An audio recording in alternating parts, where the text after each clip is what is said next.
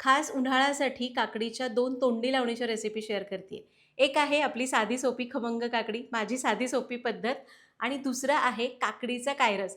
याला ना तुम्ही काकडीचं इन्स्टंट लोणचं सुद्धा म्हणू शकता. कारण चवीला बऱ्यापैकी लोणच्यासारखंच लागतं. एकदा केलं की 3-4 दिवस टिकतं आणि म्हणायला गेलं ना 10 मिनिटामध्ये तयार होतं. दोन्ही रेसिपी बघायच्यात त्यासाठी व्हिडिओ शेवटपर्यंत बघा आणि आवडला तर लाईक करा.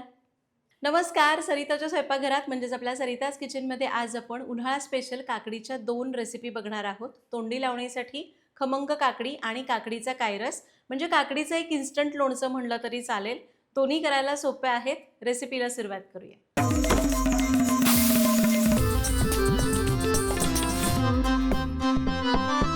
तर पहिल्यांदा आपण करणार आहोत काकडीचा कायरस. त्यासाठीचं साहित्य बघूया.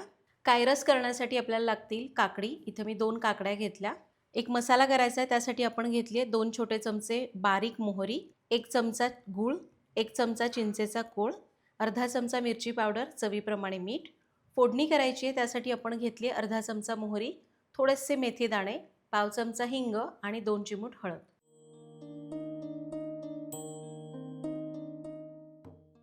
साहित्य बघितलं, रेसिपीला सुरुवात करूया. तर आपण पहिल्यांदा कायरस करतोय. तर आपण काकडीचं साल काढून घ्यायचं आहे. ही काकडी शक्यतो करून अशी कडवट नसते, त्यामुळे मी अशीच वापरते आहे. जर तुम्ही ती पांढरी काकडी वापरत असाल तर काय करायचं, कडेचा असा हा थोडासा चकती काढायची आणि चाखून किंवा थोडी खाऊन बघायची. कडू असेल तर ती वापरायची नाही. आता आपण काकडीचं साल काढून घेऊया. तुम्हाला काकडीचं साल न काढता करायची असेल तरी पण चालणार आहे. साल काढून घेतलं. आता आपण याच्या बिया काढून घ्यायच्या. तर काकडी आपण अशी चिरून घेतली. आता आपल्याला याच्या बिया आणि रस काढून घ्यायचा आहे.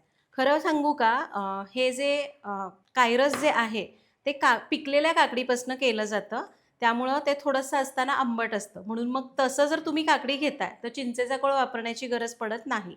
पण जर आपली साधी काकडी घेताय तर थोडासा आंबूसपणासाठी चिंच घालायची किंवा तुम्हाला बिया तशाच ठेवायच्या असतील तरी पण चालेल. बिया काढून घेऊया. तर काकडीच्या बिया काढल्या. आता याच्या बारीक फोडी करून घ्यायच्या. तर काकडीच्या फोडी केल्या आपण एका भांड्यामध्ये काढूया. आता मिक्सरच्या भांड्यात घेऊया मोहरी. याच्यासाठी बारीक मोहरी घ्यायची, जाड मोहरी घ्यायची नाही, ती थोडी जास्त कडू लागते.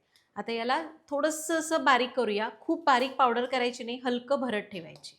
तर बघा मोहरीची भरड केली, ही या काकडीमध्ये घालूया. याचबरोबर यामध्ये घालूया गूळ, चवीपुरतं मीठ, मिरची पावडर आणि चिंचेचा कोळ. जर तुम्ही पिकलेली काकडी वापरताय तर चिंचेचा कोळ घालण्याची गरज नाही, कारण ती पिकल्यामुळं थोडीशी आंबट असते. याला मिक्स करून घ्यायचं आणि याची फोडणी करूया. आता फोडणी करायची आहे त्यासाठी कडलं तापत ठेवलं आहे. यामध्ये 2 चमचे तेल घ्यायचं आहे आणि हे आपलं सरिताज किचनचं लाकडी घाण्याचं तेल आहे, जे शुद्ध पारंपरिक आहे, ज्यामध्ये आपण केमिकल्स वापरत नाही.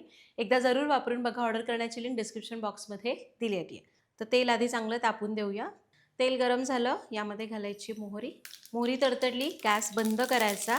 मग मेथी दाणा घालूया, हिंग आणि किंचित हळद. आपली फोडणी तयार झाली. ही फोडणी थोडीशी कोमट करायची, एकदम गरम गरम फोडणी ओतायची नाही. फोडणी कोमट झाली, याच्यावर ओतायची आणि याला मिक्स करून घ्यायचं. आपला काकडीचा कायरस तयार झाला, किंवा तुम्ही याला काकडीचं इन्स्टंट लोणचं सुद्धा म्हणू शकता. हे जर तुम्ही फ्रीजमध्ये ठेवलं तर 3-4 दिवसापर्यंत तुम्हाला खाता येईल. तर आपला काकडीचा कायरस तयार झाला आहे. हे बघा अशा पद्धतीने हा दिसतो. हा तोंडी लावण्यासाठी खूप मस्त लागतो. कायरस तयार झाला. आता आपली नेहमीची खमंग काकडी किंवा काकडीची कोशिंबीर कशी करायची ते बघूया. त्यासाठीचं साहित्य सांगते. खमंग काकडी करायची, त्यासाठी आपल्याला लागतील काकडी. इथं मी 2 काकडी घेतल्या. त्याचबरोबर आपण घेतलं आहे अर्धा कप ताजं दही, चवीप्रमाणे मीठ, 1 चमचा साखर, 3 ते 4 मोठे चमचे भाजलेल्या दाण्याचा जाडसर कूट, थोडंसं ओला नारळाचा चव, बारीक चिरलेली हिरवी मिरची आवडीप्रमाणे, चिरलेली कोथिंबीर अगदी थोडीशी. फोडणीसाठी लागेल पाव चमचा मोहरी, पाव चमचा जिरं आणि पाव चमचा हिंग.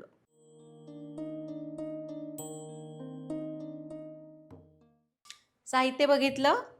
आता आपण या काकडीचंही साल काढून घेऊया. आता ही काकडी किसून घ्यायची नाही किंवा एकदम बारीक चिरून न घेता आपण चोचून घेणार आहोत. काकडी कशी चोचवायची मी सांगणारच आहे. आधी काकडीचं साल काढूया. इथंही तुम्ही काकडी वापरताना आधी थोडीशी चाखून बघा, कडू असेल तर घेऊ नका.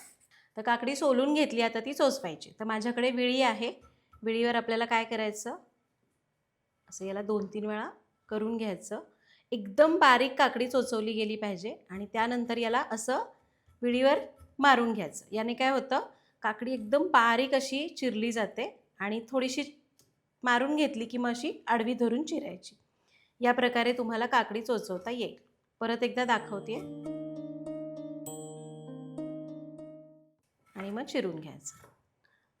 याने ना कोशिंबिरीला टेक्स्चर खूप छान येतं. तुम्हाला जमत नाही, तुम्ही सरळ याला किसून घेतलं तरी चालणार आहे.